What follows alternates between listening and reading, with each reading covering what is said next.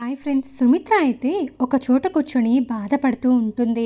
ఇక దశరథ్ అయితే సుమిత్ర కోసం అంతా కూడా వెతుకుతూ ఉంటాడు. సుమిత్ర ఏంటి ఎక్కడా కనిపించడం లేదు, ఏమైపోయింది, తన కూతురు పెళ్ళని ఆనందపడకుండా ఎక్కడికి వెళ్ళిపోయింది, దగ్గరుండి అన్ని పెళ్లి పనులు చూసుకోవాల్సిన సుమిత్ర కనిపించడం లేదేంటి అని ఇల్లంతా కూడా వెతుకుతూ ఉంటాడు. సుమిత్ర మాత్రం గదిలో కూర్చొని బాధపడుతూ ఉంటుంది.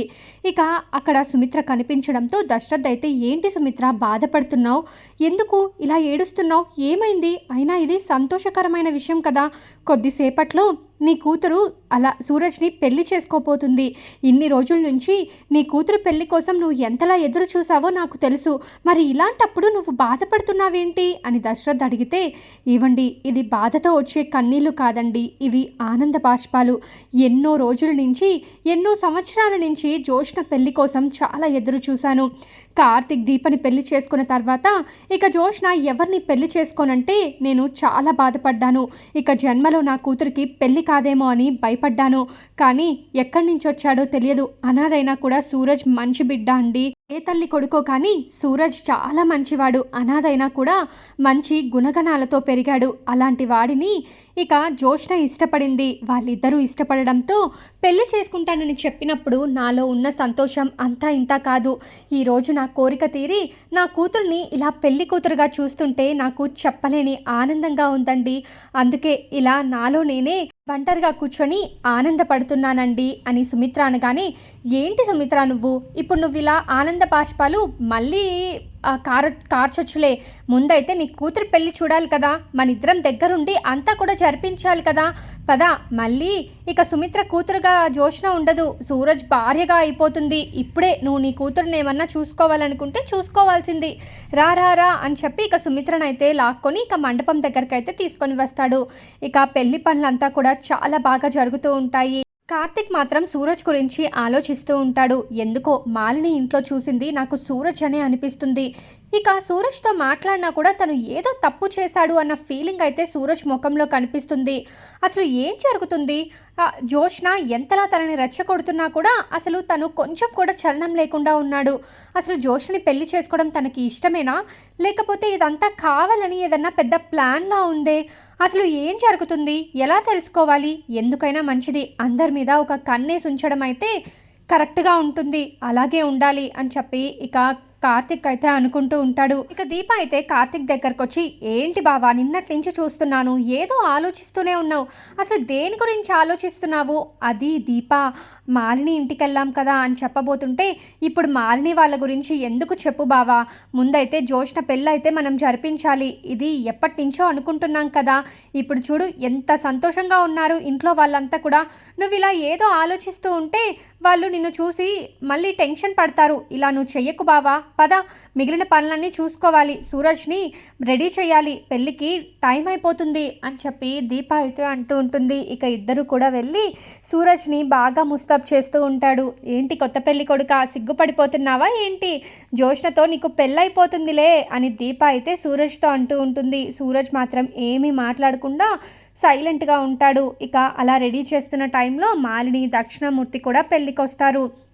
మాలిని దక్షిణామూర్తిని చూసి శివనారాయణ అయితే, మీరు పెళ్ళికి రారనుకున్నానే, అయినా వచ్చారా, సరేలే, వచ్చి నా మనవరాలు పెళ్ళి చూసి అక్షంతలు వేసి వెళ్ళండి, ఇంత మంచి పెళ్లి కొడుకుని తీసుకొని వచ్చినందుకు మీరు కుళ్ళుకోవద్దు అని చెప్పగానే, మేము రాకుండా ఎలా ఉంటాం, అయినా మేము వచ్చేది నా మేనకోడలి పెళ్ళికే కదా, నా మేనకోడలి పెళ్ళికి నేను రాకుండా పెళ్ళి జరుగుతుందా, అయినా మంచి పెళ్లి కొడుకు అంటున్నావు, అనాథనే కదా తీసుకొని వచ్చి పెళ్లి చేశారు, నా కోడలి జీవితాన్ని నాశనం చేస్తున్నారు, ఇప్పటికైనా మించిపోయిందేమీ లేదు, పెళ్ళిని రద్దు చేయండి, నేను మంచి పెళ్లి కొడుకుని తీసుకొని వస్తాను, మంచి పెళ్లి సంబంధాన్ని తీసుకొని వస్తాను, జోష్నకి సరితూగే అబ్బాయిని తీసుకొని వస్తాను అని మాలిని అంటూ ఉంటే, నోరు మొయ్ మాలిని, పెళ్ళికొచ్చి పెళ్ళి జరగాలని కోరుకోకుండా పెళ్ళి రద్దు చేయమంటావా, అయినా నీకు కొంచెం కూడా బుద్ధి అనేది లేదా, ఎక్కడ ఏం మాట్లాడాలో కూడా తెలియడం లేదా అని చెప్పి ఇక శివనారాయణ అయితే అంటూ ఉంటాడు. సరేలేండి, మీ ఇష్టం, నా మేనకోడలి పెళ్ళి మంచిగా జరగాలని అనుకుంటున్నాను అని చెప్పి దక్షిణామూర్తి అలాగే మాలిని ఇద్దరు కూడా కూర్చొని అంతా కూడా చూస్తూ ఉంటారు. ఇక మరో పక్క పంతులు గారు అయితే చదువుతూ ఉంటారు. జోష్న అలాగే సూరజ్ ఇద్దరు కూడా పెళ్లి పీటల మీద కూర్చొని ఒకరినొకరు చూసుకుంటూ ఉంటారు. జోష్న అయితే చాలా సంతోషపడుతూ ఉంటుంది. జోష్నని అలా చూసిన కుటుంబ సభ్యులంతా కూడా ఇదే కదా మేము కోరింది, నా కూతురు పెళ్లి జరిగిపోతుంది అని సుమిత్ర, దశరథ్ అలాగే మిగిలిన వాళ్ళు కూడా అనుకుంటూ ఉంటారు. పారిజాతం మాత్రం దీనికి పెళ్ళైపోతుంది, ఇక ఆస్తి అంతా కూడా జోష్నదే, సంతోషంగా ఉంటుంది. నేను ఇన్ని రోజులు ఏ ఆస్తి కోసమైతే ఆలోచించానో, ఏ ఆస్తి కోసమైతే పిల్లల్ని మార్చానో ఆ ఆస్తి నా మనవరాలకి దక్కబోతుంది. మరి కొద్ది క్షణాలలో ఆ ఆస్తి మొత్తం కూడా నా మనవరాల పేరు మీదకి ట్రాన్స్ఫర్ అయిపోతుంది. ఇదే కదా కోరుకుంది, తొందరగా పెళ్లి జరిగిపోవాలి అని పారిజాతం అయితే అనుకుంటూ ఉంటుంది. మరోపక్క దాసు కూడా ఇదేనమ్మా నేను కోరుకుంది, తండ్రిగా ఈరోజు నాకు చాలా సంతోషంగా ఉంది. నేను ఇలా చూస్తానని, ఈ మార్పుని గమనిస్తానని కల్లో కూడా అనుకోలేదు. ఇక నువ్వు ఎప్పటికీ మారవేమో అని అనుకున్నాను, కానీ నువ్వు మాత్రం మారిపోయావు, పెళ్లి చేసుకోవడానికి సిద్ధపడిపోయావు. కార్తిక్లను అర్థం చేసుకున్నావు, వాళ్ళు నీ గురించి మంచి కోరుకుంటున్నారని తెలుసుకున్నావు, నాకు చాలా సంతోషంగా ఉంది అని దాసు అయితే ఇక జోష్నని చూస్తూ మురిసిపోతూ ఉంటాడు. పక్క సూరజ్ అలాగే జోష్న ఇద్దరు కూడా పెళ్లి పీటల మీద కూర్చుంటారు. సూరజ్ అయితే జోష్నతో ఇలా అంటూ ఉంటాడు, నీకు ఇంకా ఛాన్స్ ఉంది జోష్న, నువ్వు నన్ను నిజంగానే పెళ్లి చేసుకోవాలనుకుంటున్నావా? ఒకవేళ ఇష్టం లేకపోతే ఇక్కడే వెళ్ళిపోవచ్చు, నీ జీవితం నువ్వు బ్రతకొచ్చు అని సూరజ్ అంటూ ఉంటే, ఏంటి సూరజ్ ఇలా మాట్లాడుతున్నావు, ఇంకా నీకు నా మీద నమ్మకం కుదరలేదా? నాకు నువ్వంటే ఇష్టం లేకుండానే ఇక్కడి వరకు వస్తాననుకుంటున్నావా? ఇంకొకసారి ఇలా మాట్లాడొద్దు సూరజ్, నువ్వంటే నాకు చాలా ఇష్టం. ఒకవేళ నీ మీద ఇష్టం పోవాలి అంటే నా ప్రాణం ఆగిపోవాలే తప్ప నేను మాత్రం నిన్ను అస్సలు వదులుకోను.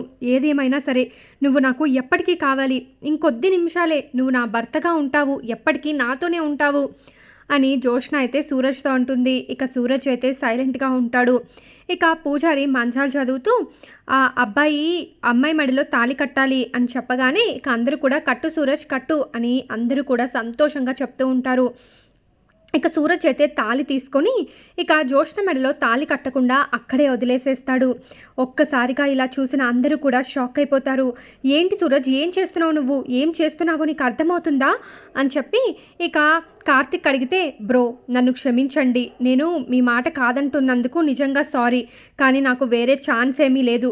మీరు అనుకుంటున్నట్టు నేను ఒక అనాథని కాదు, నేను ఇక్కడికి కావాలనే వచ్చాను, అనాథగా నటించాను, నాకు కుటుంబం ఉంది, అమ్మ తాత అందరూ ఉన్నారు అని అనగానే, అయితే మంచిదే కదా, మీ అమ్మ అలాగే తాతని కూడా పిలువు, అందరి సమక్షంలో నీ పెళ్లి జరిపిస్తాము అని శివనారాయణ అనగానే, మా అమ్మ మా తాత ఎవరో తెలిస్తే మీరు నాకు పెళ్లి కాదు కదా, నన్ను ఇక్కడి నుంచి బయటికి గంటేస్తారు అని సూరజ్ అనగానే, ఎవరు ఇంతకీ మీ అమ్మ మీ తాత ఎవరు చెప్పు అని నిలదీస్తూ ఉంటారు. ఇక దీపా కార్తిక్ అయితే ఒకరి ముఖాలు ఒకరు చూసుకుంటూ, ఏంటి సూరజ్ ఇలా మాట్లాడుతున్నారు, ఏమై ఉంటుంది, అమ్మ తాత అంటున్నారు ఏంటి అని దీప అనగానే, దీప నాకెందుకో ఈ సూరజ్ మాలిని కొడుకు అనిపిస్తున్నాడు, అలాగే దక్షిణామూర్తి మనవడు అనిపిస్తున్నాడు అని చెప్పి కార్తిక్ అయితే అంటాడు. ఇక సూరజ్ అయితే మా అమ్మ కూడా ఇక్కడే ఉంది, చూపిస్తాను చూడండి అని అమ్మ అని చెప్పి మాలిని అలాగే దక్షిణామూర్తి ఇద్దరిని కూడా పిలుస్తాడు సూరజ్. ఇక మాలిని దక్షిణామూర్తిని చూసి ఒక్కసారిగా షాక్ అయిపోతారు.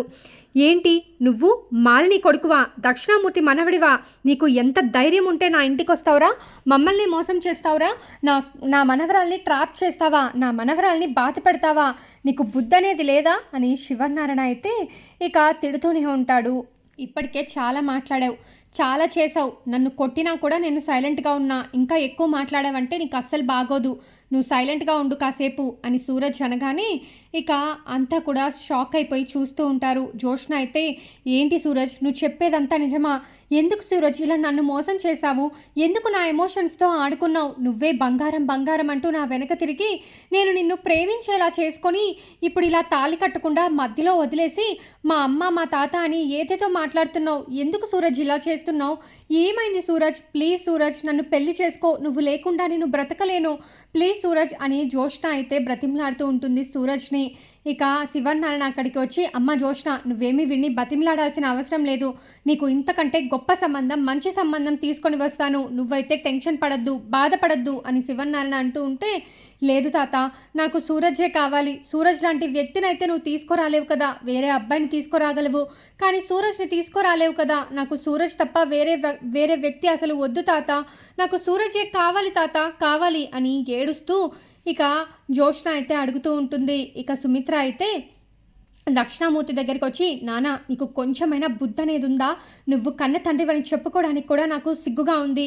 నువ్వేదన్నా చెయ్యాలి అనుకుంటే డైరెక్ట్గా చెయ్యాలి, కానీ ఇలా నీ మనవడిని నా ఇంటికి పంపించి నా కూతుర్ని బాధ పెడతావా? అయినా ఎందుకు ఇలా చేస్తున్నావు? నా కూతురు నీకు మనవరాలు కాదా? నా మనవరాలు బాధ పెడితే నీకేమొస్తుంది అని అడుగుతూ ఉంటుంది సుమిత్ర. మరి నా మనవడిని తీసుకొని డైరెక్ట్గా మీ ఇంటికి వచ్చి నీ కూతుర్ని ఇచ్చి పెళ్లి చేయి అంటే నువ్వు చేస్తావా? చెయ్యవు కదమ్మా. అలాంటప్పుడు ఏం చెయ్యాలి చెప్పు? ఏదో ఒక విధంగా ట్రాప్ చేసే కదా ఇలా చెయ్యాలి అని చెప్పి ఇక దక్షిణామూర్తి అయితే అంటూ ఉంటాడు. ఆ మాటలకి జోష్న వచ్చి, మరి మీకు మేమిద్దరం పెళ్లి చేసుకోవడం ఇష్టమే కదా, మరి సూరజ్కి చెప్పండి, నా మెడలో తాళి కట్టమని చెప్పండి. నేను సూరజ్ని ప్రాణంగా ప్రేమిస్తున్నాను, నాకు సూరజ్ కావాలి అని జోష్న అయితే ఏడుస్తూ ఉంటుంది. ఇక మాలిని అయితే చెప్తా నా కొడుక్కి ఖచ్చితంగా నీ మెడలో తాళి కట్టమని చెప్తా, కానీ అంతకంటే ముందర నేను తేల్చుకోవాల్సినవి చాలానే ఉన్నాయి. ముందు అవి తేలని కొడలా, ఆ తర్వాత ఖచ్చితంగా నా కొడుకు నీ మెడలో తాళి కడతారులే, అంత తొందరపడద్దు అని ఇక మాలిని అయితే అంటూ ఉంటుంది. ఇక అప్పుడు కార్తిక్ అయితే వచ్చి, మీరు ఇలా చేయడానికి మీకు కొంచెమైనా న్యాయం అనిపిస్తుందా? కొంచెమైనా బుద్ధి అనేది ఉందా? ఒక ఆడపిల్ల జీవితంతో ఇలా ఆడుకుంటారా? అయినా సూరజ్, నిన్ను ఎంతలా నమ్మాము, నిన్ను నా తమ్ముడు అనుకున్నాను. నా నా భార్య దీప్ అయితే నిన్ను సొంత మనిషిలాగే అనుకునింది. ఏ రోజు కూడా నిన్ను పరాయి వ్యక్తిగా చూడలేదు. నువ్వు ఒక అనాథవని చెప్పినా కూడా తన కూతుర్నిచ్చి పెళ్లి చేయాలనుకున్నారు మా అత్త మామ, అంత సంస్కారవంతులు. అలాంటి వాళ్ళని ఎలా మోసం చేయాలనిపించింది? కొంచెం కూడా నీకు బుద్ధి అనేది లేదా? కొంచెం కూడా జాలనేది లేదా?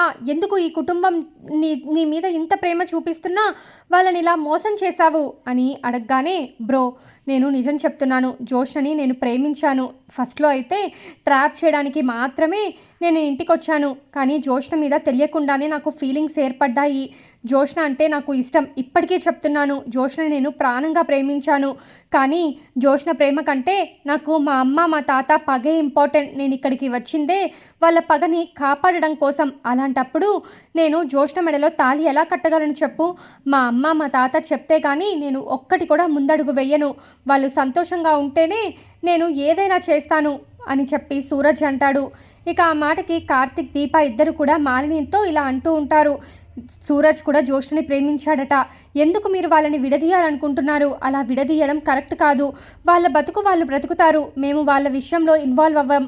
మీరు ఇన్వాల్వ్ అవ్వకండి ప్లీజ్, వాళ్ళిద్దరినీ ఒక్కటి చేయండి అని కార్తిక్ అంటూ ఉంటే, సరే అలాగే చేస్తానులే, ముందైతే మీ తాత శివన్నారాయణని మా మామ దక్షిణామూర్తి కాళ్ళు పట్టుకొని క్షమించమని అడగమని చెప్పు.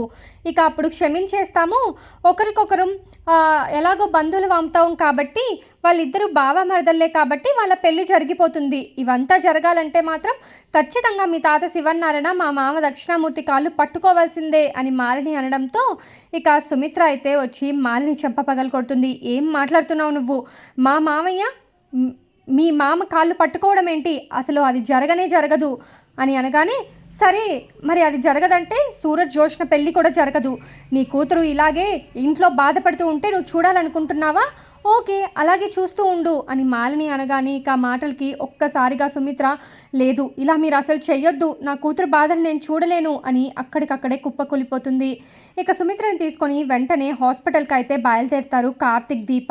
ఇక అక్కడికి దక్షిణామూర్తి అయితే వస్తూ ఉంటాడు. ఇక శివనారాయణ దక్షిణామూర్తిని ఆపేస్తాడు. కొంచెం కూడా బుద్ధి లేదా? నా కోడల్ని చంపేయాలనుకుంటున్నారా? ఎందుకని మళ్ళీ మీరు ఇక్కడికి కూడా వస్తున్నారు? మీ ముఖం కూడా మాకు చూపించొద్దు. మీ మనవడిని మా మనవరాలకి ఇచ్చి పెళ్లి చేయాల్సిన అవసరం లేదు. మా మనవరాలకి ఏదో ఒక విధంగా మేము నచ్చ చెప్పుకుంటాము. మీరైతే ఇక్కడ నుంచి వెళ్ళిపోండి. ఎప్పటికీ మీ ముఖం మాకు చూపించొద్దు. ఒకవేళ నా కోడలు సుమిత్రకి ఏమైనా జరగాలి అప్పుడు చెప్తాను మీ అందరి పని ఒక్కొక్కరికా. ఇంకెప్పుడు కూడా మీరు మా ఇంటికి కానీ మా దరిదాపుల్లోకి కానీ రావద్దు అని శివనారాయణ దక్షిణామూర్తికి అయితే వార్నింగ్ ఇస్తాడు. ఇక ఏడ్చుకుంటూ